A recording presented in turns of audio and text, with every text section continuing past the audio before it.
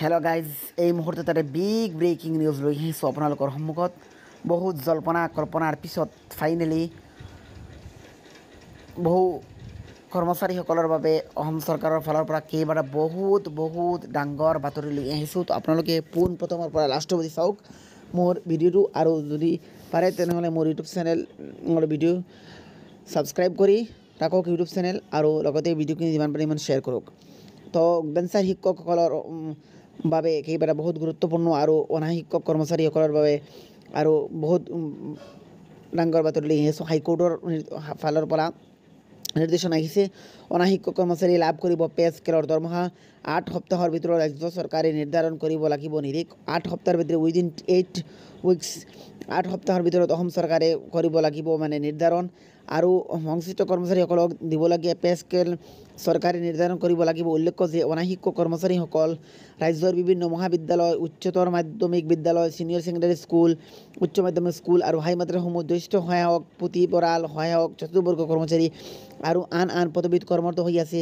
প্ৰথম অৱস্থাত এইসকল কৰ্মচাৰীয়ে ৰাইজে প্ৰতিষ্ঠা কৰা শিক্ষানুষ্ঠানত কৰ্মৰত হৈ আছিল। অৰ্থাৎ বেলেগ স্কুলত, হাইস্কুল, হায়াৰ ছেকেণ্ডেৰী স্কুল কিংবা ছিনিয়ৰ ছেকেণ্ডেৰী স্কুলত, এনেকুৱা বহু স্কুলত, শিক্ষা প্ৰতিষ্ঠানসমূহত অৰ্থাৎ ইনষ্টিটিউশ্যনবিলাকত তেওঁলোকে কাম কৰি আছিল। এইসকল কৰ্মচাৰী ৰাজ্যিক প্ৰতিষ্ঠান শিক্ষানুষ্ঠানত কৰ্মৰত কৰিছিল। পৰৱৰ্তী সময়ত তেওঁলোকৰ শিক্ষা প্ৰতিষ্ঠানসমূহ চৰকাৰে প্ৰাধিকৰণ প্ৰক্ৰিয়া আৰম্ভ কৰে। অৰ্থাৎ তেওঁলোকে প্ৰথমে বেঞ্চাৰত কাম কৰিছিল, তাৰ পৰৱৰ্তীতে অসম চৰকাৰে এই বেঞ্চাৰ প্ৰতিষ্ঠানসমূহ, শিক্ষা প্ৰতিষ্ঠানসমূহ অসম চৰকাৰে প্ৰাধিকৰণ কৰি অৰ্থাৎ প্ৰভিঞ্চিয়েলাইজেশ্যন কৰে বেঞ্চাৰ শিক্ষা প্ৰতিষ্ঠানসমূহ। আৰু এই বেঞ্চাৰ শিক্ষা প্ৰতিষ্ঠানসমূহত যিবিলাকে কাম কৰিছে অনা শিক্ষক ষ্টাফ গ্ৰেড 3, গ্ৰেড 4, অৰ্থাৎ office staff, LD, UD, LDC, UDC কিংবা কোনো কম্পিউটাৰ অপাৰেটৰ হওক কিংবা কোনো গ্ৰেড 4 হওক, চকীদাৰ হওক, পিয়ন হওক, এনেকুৱা পদত, এনেকুৱা পোষ্টত যিবিলাকে কাম কৰিছে আৰু তাৰপিছত এই শিক্ষা প্ৰতিষ্ঠানসমূহ অৰ্থাৎ এই স্কুল বলতে লোৱাৰ primary, upper primary, high school, higher secondary, senior secondary, এনেকুৱা বিদ্যালয়সমূহ অসম চৰকাৰে প্ৰাধিকৰণ কৰে, প্ৰভিঞ্চিয়েলাইজেশ্যন কৰে। ইয়াৰ ভিত্তিত এনে কৰ্মচাৰীসকলৰ পদসমূহ অসম শিক্ষা বেঞ্চাৰ শিক্ষা প্ৰতিষ্ঠানসমূহৰ অনৈক্যক কৰ্মচাৰী সেৱা প্ৰাধিকৰণ আইন 2018 অধীনত প্ৰাধিকৰণ কৰা হয়। 2018 অধীনত এই প্ৰাধিকৰণ কৰা হয় এনেকুৱা পদসমূহ এই প্ৰতিষ্ঠানসমূহৰ।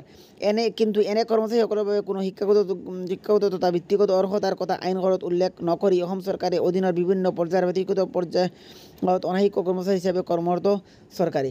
কিন্তু পৰৱৰ্তীতে কি কোৱালিফিকেশ্যন লাগিব তেখেতৰ আৰু কেনেকৈ প্ৰাধিকৰণ কৰিব অসম চৰকাৰে, কোনো ধৰণৰ কোনো অৰ্হতা অসম চৰকাৰে বিচৰা নাই। আইনগত উল্লেখ নকৰি, কোনো আইনগত ফৰ্মেলি অসম চৰকাৰে লফুলি কোনো ধৰণৰ অৰ্হতা, শিক্ষাগত অৰ্হতা অৰ্থাৎ এডুকেশ্যন কোৱালিফিকেশ্যন তেখেতৰ কোনো ধৰণৰ ইলিজিবিলিটি ক্ৰাইটেৰিয়া এনেকুৱা কোনো যোগ্যতা অসম চৰকাৰে প্ৰকাশ কৰা নাই। তো এতিয়া অসম চৰকাৰে এই কাম হাতত লৈছে, আৰু গুৱাহাটী হাইকোৰ্টৰ নিৰ্দেশনা আহিছে। Guwahati high court honourable Guwahati high court Guwahati হাইকোৰ্টৰ ফালৰ পৰা এই নিৰ্দেশনা আহিছে। অসম চৰকাৰক ইনষ্ট্ৰাকশ্যন দিছে যে এই বিদ্যালয় কৰ্মচাৰীসকলে পে স্কেলৰ দৰমহা লাভ কৰিব, স্কুলে পে স্কেল লাভ কৰিব এই অনা শিক্ষক কৰ্মচাৰী, অৰ্থাৎ অনা শিক্ষক কৰ্মচাৰী, অফিচ ষ্টাফ গ্ৰেড 3, গ্ৰেড 4 এনেকুৱা কৰ্মচাৰীসকল। তো এইটো এটা বহুত গুৰুত্বপূৰ্ণ বাতৰি। তো এনেধৰণে এডুকেশ্যন নিউজ, জব ইনফৰমেশ্যন পোৱাৰ বাবে কাইণ্ডলি মোৰ ইউটিউব চেনেল ছাবস্ক্ৰাইব কৰি লগতে নটিফিকেশ্যন অন অপশ্যন ৰাখিব, আৰু ভিডিঅ'টো যিমান পাৰি শ্বেয়াৰ কৰিব। Thank you all of U.